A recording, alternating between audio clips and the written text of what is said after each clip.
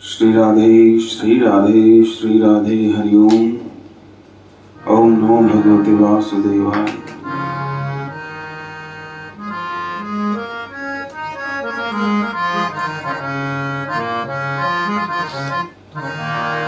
राधा मेरी स्वामिनी, मैं राधे जुकदास, जन्म जन्म मोह दीजिए, श्री वृंदावन को वास। वृंदावन सोबन नहीं, और नंद गाँव सो गाँव, वंशी वट सो वट नहीं, श्री कृष्ण नाम सो नाम। भक्ति भक्ति भगवंत गुरु, चतुर नाम वपु एक, तिनके पद बंधन किए, नाशहि विघ्न अनेक। गुरु ब्रह्मा गुरु विष्णु गुरुर्देव महेश्वर, गुरु साक्षात परब्रह्मा, तस्मै श्री गुरवे नमः। जय जय श्री राधा रमण, जय जय नवल किशोर, जय गोपी चित चोर प्रभु, जय जय माखन चोर, जय गोपी चित चोर प्रभु, जय जय माखन चोर। बोलिए वृंदावन बिहारी लाल की जय जय श्री राधे श्याम। परम सौभाग्य, नित्य हम श्री श्री चैतन्य चरितावली का पावन श्रवण कर रहे हैं। उसी श्रृंखला में आज का जो प्रसंग है, वो जो भगवान का भजन करने वाले हैं, ऐसे भक्त जनों के लिए, ऐसे भक्तों के लिए वो विशेष है।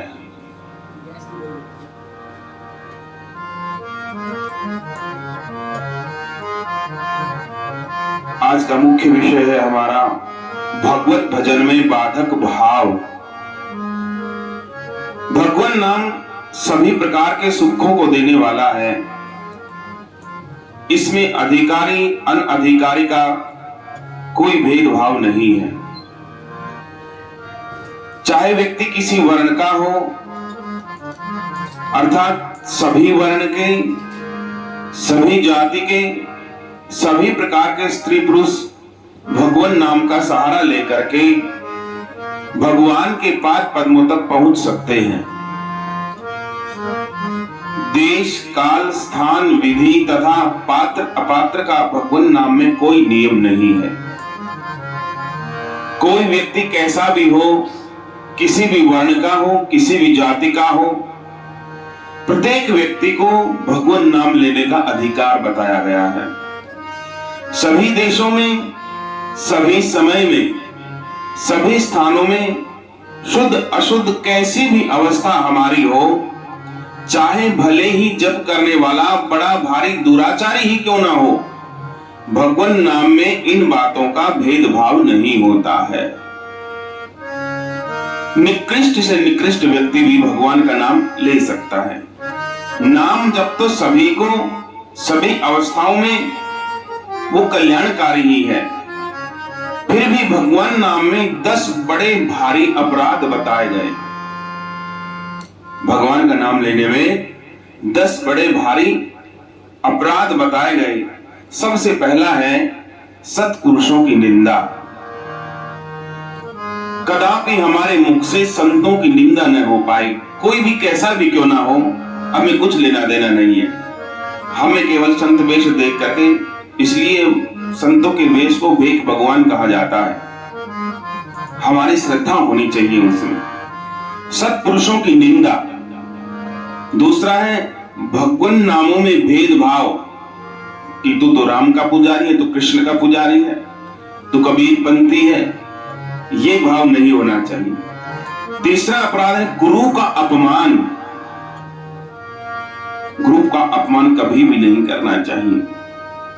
चौथा है शास्त्र की निंदा, ना निंदा करनी चाहिए और ना उसकी निंदा सुननी चाहिए।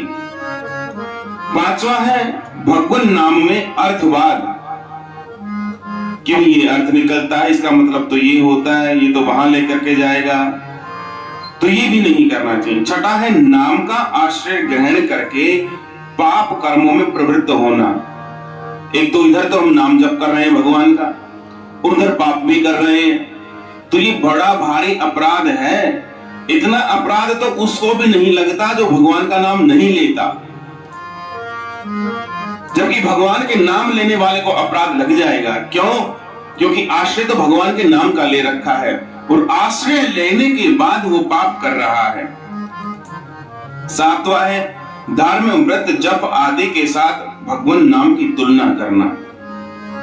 कभी भी तुलना ना करें भगवान के नाम की किसी धर्म से, किसी प्रकार के जप से, किसी प्रकार के यज्ञ से, किसी प्रकार के तप से। आठवां है जो भगवान नाम को सुनना न चाहता हो उसी नाम का उपदेश करना। कई बार बात सामने आती है कि भाई हमने तो ऐसे लोगों को सुधारना है जो नाम नहीं लेते, उन्हीं को तो सिखाना है। अब जगाई बधाई उनके कहीं ना कहीं मन में भगवान नाम की उत्कंठा उठी, तभी जाकर के उनका उद्धार हुआ ना। अब मन में तो कुछ है नहीं, घड़ा बिल्कुल उल्टा ही रखा है। थोड़ी बहुत तो कोई इच्छा करे, थोड़ी बहुत तो कोई जिज्ञासा करे, तो ऐसी जिज्ञासा करने वाले के सामने ही भगवान नाम का हम उपदेश करें। ये नहीं है कि कोई सुनना ही नहीं चाहता उसको जबरदस्ती बिठा करके हम सुनाने लग जाएं। ये भी भगवान नाम अपराध है। नौवां है नाम का महात्म्य स्मरण करके नाम में प्रेम न होना। भगवान के नाम के महत्व को हमने जान लिया अच्छी तरह से कि इसका प्रभाव क्या है, इसका स्वभाव क्या है, कैसे हमारे जीवन को ये परिवर्तित करता है भगवान का नाम। ये सब होने के बाद भी यदि नाम में प्रेम नहीं है तो ये भी अपराध ही है। 10वां है अहमता, ममता तथा विषय भोगों में लगे रहना। ये 10 नाम अपराध हैं। नाम का आश्रय लेने के बाद ये तेरा है, ये मेरा है, अहमता और ममता ये यदि बनी रहती है तो ये भी अपराध ही है। तो ये भगवान नाम के 10 अपराध हैं। प्रत्येक साधक को इन अपराधों से बचना चाहिए। किसी की निंदा से बचे, न सुने न करें। सभी संतों में भगवत दर्शन करें, अपने व्यवहार और स्वभाव को ठीक रखें, नाम और नामी में उनको अभेद समझ करके दोनों से प्रेम करें। तो ये 10 अपराध बताए गए हैं। पूर्व जन्मों के शुभ कर्मों से, महात्माओं के सत्संग से अथवा भगवान की कृपा से जिसकी भगवान नाम में निष्ठा जम गई हो, उसे बड़ी सावधानी के साथ इन 10 अपराधों से बचे रहना चाहिए। जिसको संतों का संग मिल गया, भगवान की भक्ति का पथ मिल गया, और जो जान गया कि प्रेम के बिना भगवान नहीं मिल सकते, उन व्यक्तियों को विशेष सावधानी रखनी चाहिए।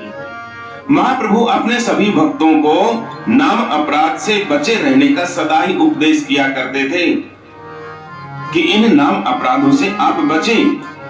वे भक्तों की सदा देखरेख करते रहते। किसी भी भक्त को किसी की निंदा करते देखते तभी उसे सचेत करके कहने लगते, देखो ये तुम बड़ी भूल कर रहे हो, किसी के बारे में उल्टा सीधा कर रहे हो। भगवत भजन में दूसरों की निंदा करना तथा भक्तों के प्रति द्वेष का भाव रखना ये महान पाप है। क्या कहा? भगवत भजन में दूसरों की निंदा करना तथा भक्तों के प्रति द्वेष का भाव रखना ये महान पाप है। जो अभक्त हैं उनकी उपेक्षा करो, उनके संबंध में कुछ भी ना सोचो, उनसे अपना संबंध ही मत रखो। पद है ना वो, छाड़ी मन हरि विमुखन को संग, छाड़ी मन हरि विमुखन को संग, जिनके संग ते कुमति उपजे परत भजन में भंग। जिनके संगते कुमति उपजे परत भजन में भंग। छाड़ी मन हरि विमुखन को संग। जो हरि के विमुख हैं या आपको भगवान नाम से दूर ले जाते हैं, कुसंग करते हैं, ऐसे व्यक्तियों का संग हमें तुरंत त्याग देना चाहिए, नहीं आप अपने भक्ति पथ पर आगे नहीं बढ़ पाओगे। उनसे अपना संबंध ही मत रखो जो भगवान के भक्त नहीं हैं, और जो भगवत भक्त हैं उनकी चरण रज को सदा अपने सिर का आभूषण समझो। जो भगवान की पूजा करते हैं, आराधना करते हैं, उनकी पद धूलि को अपने मस्तक की शोभा समझो। उनके चरणों में हमें लौट जाना चाहिए। उसे अपने शरीर का सुंदर सुगंधित अंगराग समझ करके सदा भक्ति पूर्वक शरीर में मला करो उनकी चरण रज को, जो भगवान के भक्त हैं। इसलिए प्रभु के भक्तों में आपस में बड़ा ही भारी स्नेह था। भक्त एक दूसरे को देखते ही आपस में लिपट जाते थे। जो गौरांग महाप्रभु के अनुयायी थे वो एक दूसरे को देख करके आपस में लिपट जाते थे। कोई किसी के पैरों को पकड़ लेता, कोई किसी के चरणों को पकड़ लेता, कोई किसी की चरण धूलि को ही अपने मस्तक पर मलने लगता, और कोई भक्त तो दूर से ही देख करके धूलि में लौट करके साष्टांग प्रणाम ही करने लगता। भक्तों की शिक्षा के निमित्त वे भगवान नाम अपराध की बड़ी भारी प्रतृष्णा करते, और जब तक जिसके समीप वह अपराध हुआ है उसके समीप क्षमा न करा लेते, तब तक उस अपराधी के अपराध को क्षमा हुआ ही नहीं समझते। जिस व्यक्ति ने मानो किसी की निंदा करके अपराध किया है, तो जिस व्यक्ति ने जिसकी निंदा की है उनके चरणों में जाकर के उससे क्षमा याचना न करा लेते, तब तक महाप्रभु उसका पीछा नहीं छोड़ते। गोपाल चापाल ने श्रीवास पंडित का अपराध किया था। पीछे कथा सुनी थी आपने 3 दिन पहले। गोपाल चापाल ने श्रीवास पंडित का अपराध किया था। इसी कारण उसके संपूर्ण शरीर में गलित कुष्ठ हो गया था, कोढ़ का रोग हो गया था। वह अपने दुखों से दुखी होकर के प्रभु के शरणापन्न हुआ और अपने अपराध को स्वीकार करते हुए उनसे क्षमा याचना के लिए प्रार्थना करने लगा। प्रभु ने स्पष्ट कह दिया था कि इसकी एक ही औषधि, इसकी एक ही दवाई है। जिन श्रीवास पंडित का तुमने अपराध किया है उन्हीं के चरणोदक का पान करो तो तुम्हारा अपराध क्षमा हो सकता है। मैं इसमें आपकी कोई सहायता नहीं कर सकता। आपने बहुत पुरानी एक कहावत सुनी होगी, कथा सुनी होगी। एक माता जी थी और वो लाइट की रोशनी में सुई ढूंढ रही थी। तो किसी ने पूछा कि माता जी क्या ढूंढ रही हो? बोले सुई ढूंढ रही हूं। बोले खोई कहां थी?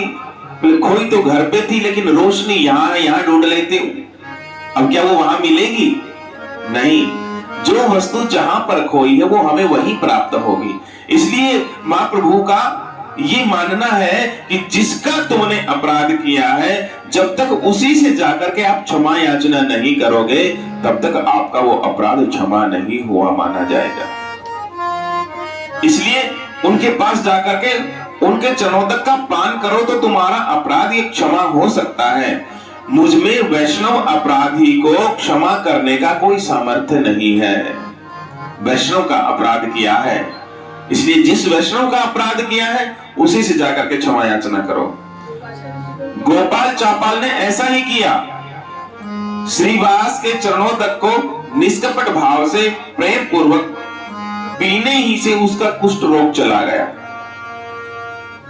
उनका चरणोदक लिया, उसको पिया और पीते ही उनका जो कुष्ठ रोग था वो छूमंतर हो गया।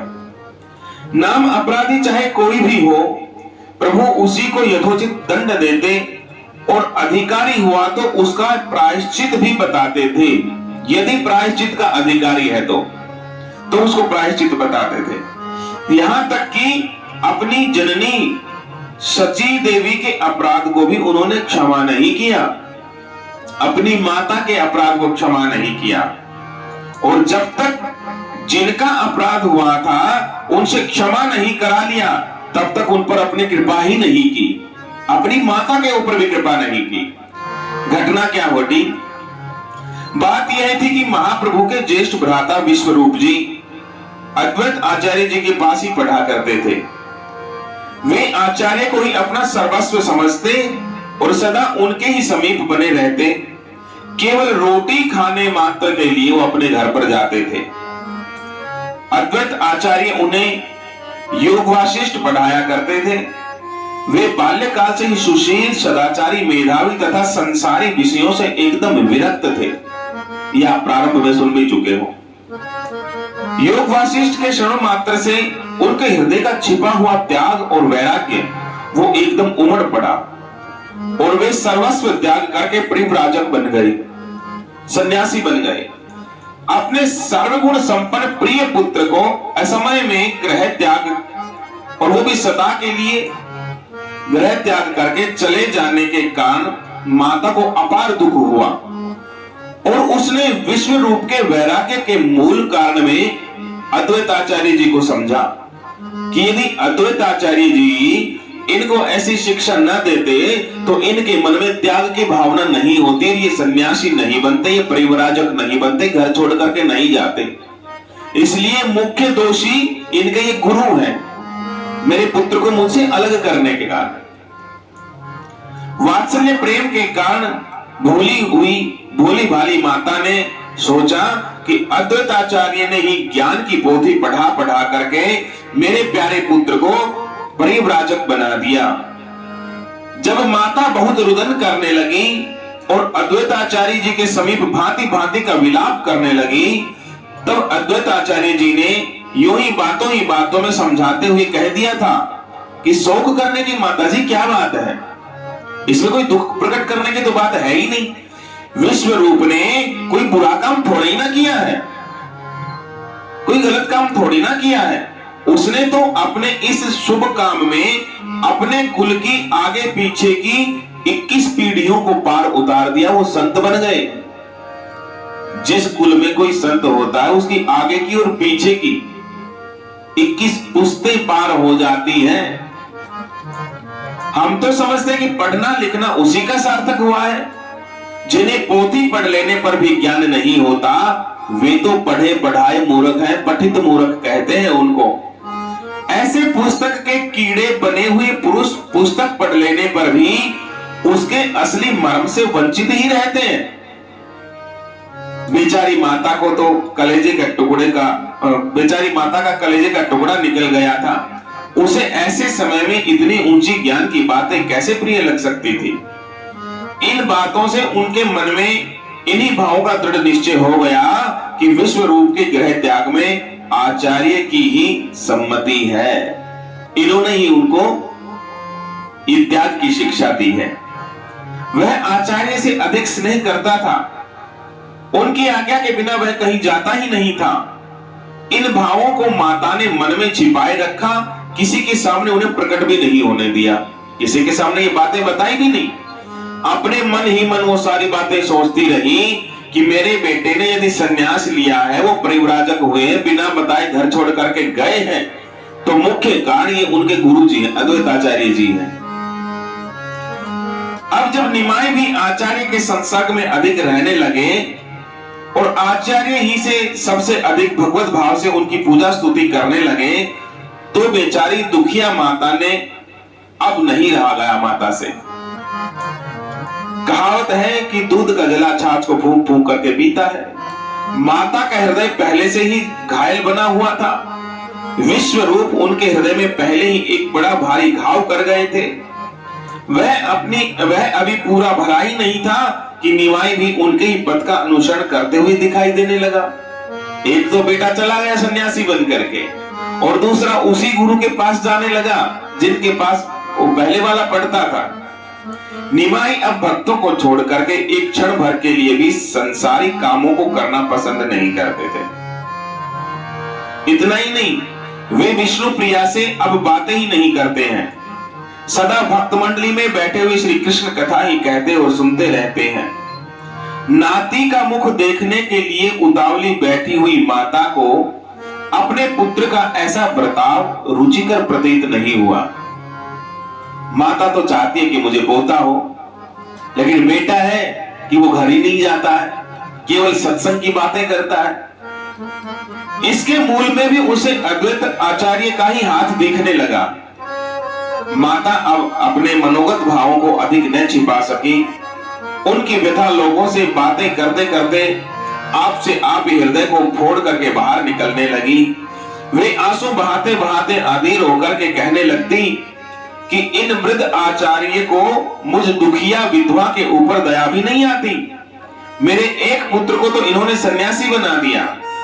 मेरे पति मुझे बीच में ही धोखा देकर के इस संसार से चले गए। मुझ बिलखती हुई दुखिया के ऊपर इन्हें तनिक भी दया नहीं आती। अब मेरे जीवन का सहारा, मुझ अंधी का एकमात्र आधार ये निमाई ही है। इसे छोड़ करके मेरे लिए सभी संसार सूना ही सूना है।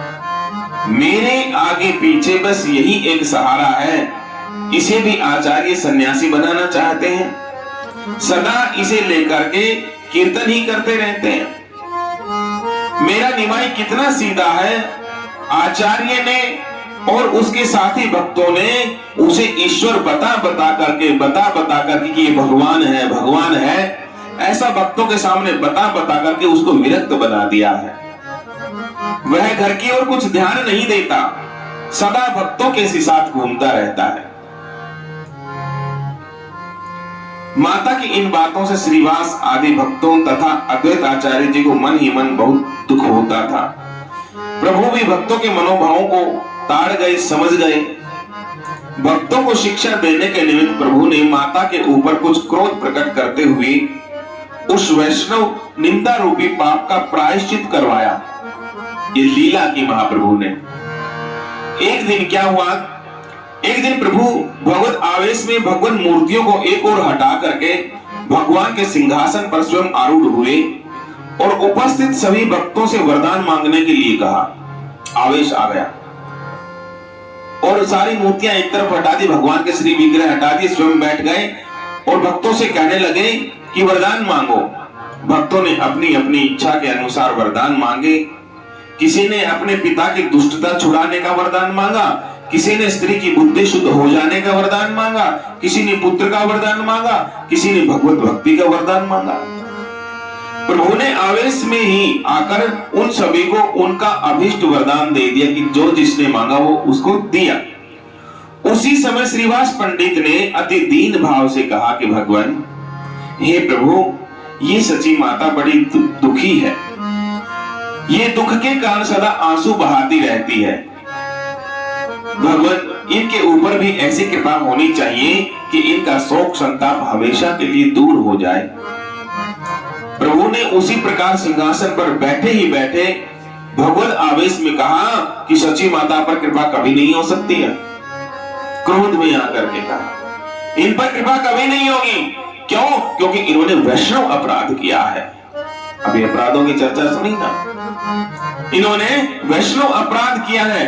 अपने अपराध करने वाले को तो मैं क्षमा कर सकता हूं, मेरा कोई अपराध कर दे तो। मानो ये भगवान करे, भगवान के आवेश में है ना।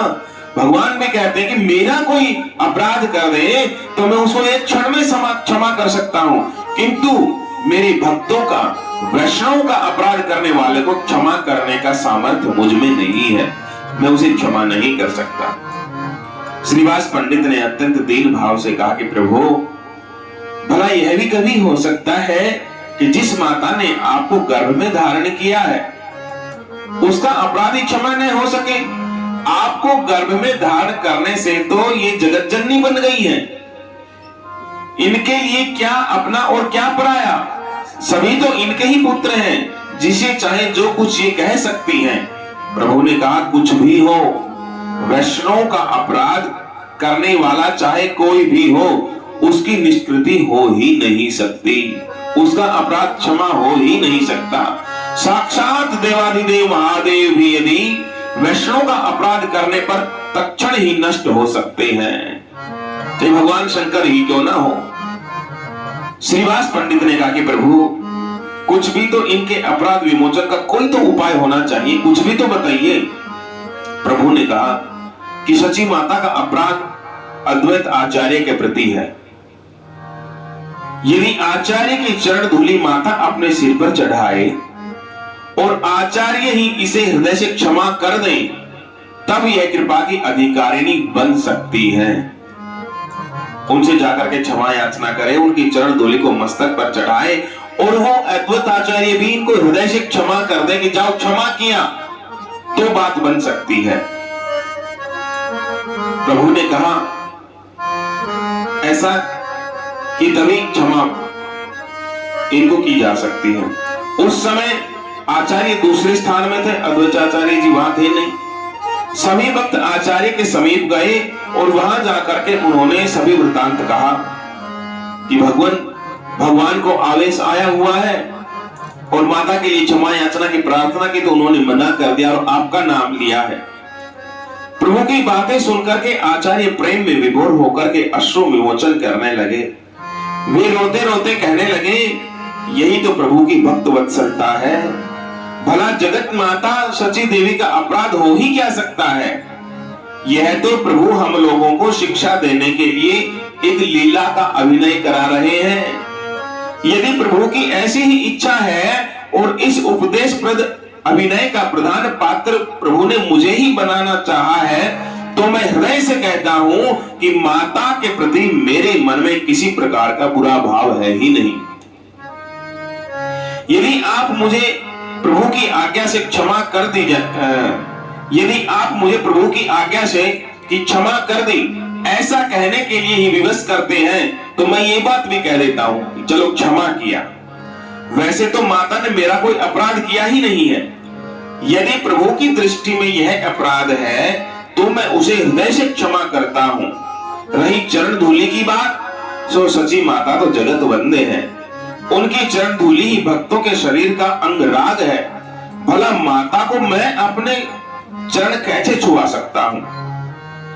इस प्रकार भक्तों में झगड़ा हो ही रहा था कि इतने में ही सची देवी भी वहां आ पहुंची और उन्होंने जल्दी से अद्वैत आचार्य की चरण धूलि अपने मस्तक पर चढ़ा ली। इस बात से भक्तों की प्रसन्नता का ठिकाना नहीं रहा। वे आनंद के साथ नृत्य करने लगे और भक्तों में एक दूसरे के प्रति जो कुछ थोड़ा बहुत मनोमालिन्य था, जो कुछ मतभेद था, वह इस घटना से एकदम समूल नष्ट हो गया। कि किसी की निंदा करोगे, किसी के बारे में बुरा भला सोचोगे, तो ऐसा हो सकता है। तो जो इस घटना से जिसके मन में कुछ मनोमालिन्य था वह दूर हो गया और भक्त परस्पर एक दूसरे से प्रेम से गले लगा करके एक दूसरे को आलिंगन करने लगे। बोलिए भक्त वत्सल भगवान की जय, श्री वृंदावन बिहारी लाल की जय। इसी की एक घटना और है, उसका श्रवण कल कराएंगे। जय जय श्यामा जय जय श्याम, जय जय श्री वृंदावन धाम। जय जय श्यामा जय जय श्याम, जय जय श्री वृंदावन धाम। मेरी श्यामा मेरो श्याम, मेरी श्यामा मेरो श्याम, मेरो श्री वृंदावन धाम, मेरो श्री वृंदावन धाम। जय जय श्यामा जय जय श्याम, जय जय श्री वृंदावन धाम। पावन राधे तेरो नाम, पावन राधे तेरो नाम, पावन श्री वृंदावन धाम, पावन श्री वृंदावन धाम। जय जय श्यामा जय जय श्याम, जय जय श्री वृंदावन धाम। जय जय श्यामा जय जय श्याम। जय जय श्री वृंदावन धाम। जय बरसानो जय नंदगाम। जय बरसानो जय नंदगाम।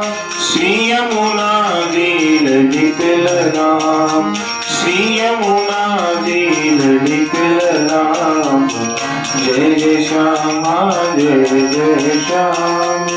जय जय श्री वृंदावन धाम। जय जय श्यामा जय जय श्याम। जय जय श्री वृंदावन धाम। यह जोड़ी अविचल अविराम। यह जोड़ी अविचल अविराम। हृदय विराजो आठों याम। हृदय विराजो आठों याम। जय जय श्यामा जय जय श्याम। जय जय श्री वृंदावन धाम। जय जय श्यामा जय जय श्याम। जय जय श्री वृंदावन धाम। जय जय श्री वृंदावन धाम। जय जय श्री वृंदावन।